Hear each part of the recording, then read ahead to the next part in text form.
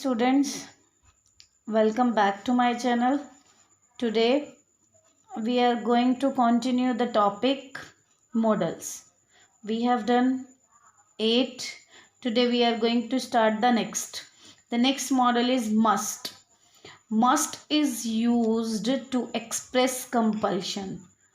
Must का use compulsion को express करने के लिए किया जाता है. Means when the work is compulsory to be done whether you like it or not. When duty calls you must answer. जब आपको बुलाया जाता है, मतलब जब आपको ड्यूटी पर बुलाया जाता है, यू मस्ट आंसर, आपको जाना ही पड़ता है. That is compulsory.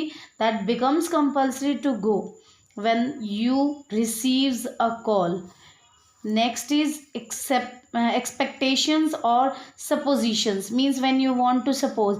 जब आप suppose करते हो कि शायद वो इतने का, मतलब जब आप मानते हो, assume करते हो, तब भी हम must का यूज़ करते हैं. Example is there, he must be 13. कि वो अब कितने साल का हो गया होगा, 13 का. Means you are just assuming, आप suppose कर रहे हो, you are not sure, आप assume कर रहे हो कि वो हो चुका होगा. Next is uses inevitability or certainty. Means when the work is certain to be done. To each of us death must come. मतलब वो काम जो सबके साथ होना है, डेफिनेटली होगा ही होगा. दैट इज सर्टेन, जो निश्चित है, होना ही होना है. हम सब के लिए डेथ मस्ट कम. डेथ तो सबको, मतलब मौत तो सबको ही आएगी, हर एक को आती है, तो हमें भी आएगी. तो that is certain to be done. ये होना ज़रूरी है, ये होना निश्चित है, हम चाह के भी इसे नहीं टाल सकते. Next is prohibition. Prohibition means रुकावट. मीन्स जब आप किसी काम को करने के लिए मना कर देते हो. Prohibition is that animals must not be teased in their KGs. मतलब उनको, एनिमल्स को उनके पिंजरों में टीज नहीं किया जाना चाहिए. That is prohibition. मीन्स ये करना गलत है. Next is ought to. ought to means ought to is use to express obligations और ड्यूटी. See the example. मतलब जब आपको आपकी ड्यूटीज़ बताई जाती हैं, आपके कर्तव्य बताए जाते हैं, तब हम ought to का यूज़ करते हैं. You ought to work harder than that. मतलब तुम्हें पहले से भी ज़्यादा मेहनत करनी चाहिए. In negative and question form to is sometimes omitted. जब आप नेगेटिव एक्सप्रेस करना चाहते हो या क्वेश्चन मार्क इज़ देयर, तो आप टू को रिमूव कर देते हो. यू ought नॉट गो, तुम्हें नहीं जाना चाहिए. ought शी गो, क्या उसे जाना चाहिए. That can be possible. Next is need. Need as we have done, हमें पता ही है कि जो मॉडल्स हैं वो 2 टाइप्स के होते हैं. एक तो प्योर मॉडल्स होते हैं जो हमने अब तक किए हैं. कुछ सेमी मॉडल्स होते हैं. ought to can also be a semi model, कि जो मॉडल के साथ साथ वर्ब का भी काम करे. मीन्स जो हेल्पिंग वर्ब तो है ही है और वर्ब का भी काम करता है. तो see, need is used in 2 ways. एक तो ये मेन वर्ब का काम करेगा, क्योंकि ये सेमी मॉडल है, मतलब full verb is there. It can be a full verb. I need your help, मुझे तुम्हारी हेल्प चाहिए.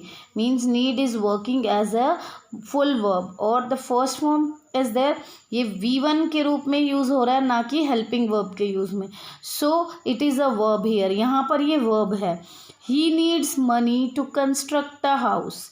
उसे घर बनाने के लिए पैसे की ज़रूरत है. तो मतलब नीड्स यहाँ पर वर्ब का काम कर रही है. नीड मॉडल भी हो सकता है, मीन्स ऑक्सिलरीज भी हो सकते हैं. So need not as an auxiliary is used. कहाँ यूज़ होता है? As a helping verb. He need not do it more than once. उसे इसे एक से ज़्यादा बार करने की ज़रूरत नहीं है. ये तब यूज़ होता है when there is no necessity to do the work. किसी को काम के करने की ज़रूरत नहीं है, नॉट नेसेसरी, ये वहाँ यूज़ होता है. And you will be given a main verb. आपको इसके साथ एक मेन वर्ब भी गिवन होगी. और ये क्वेश्चन की, मतलब it can be use to ask a question. Need they have done it so fast. क्या ये उन्हें इतनी फास्ट करने की ज़रूरत है?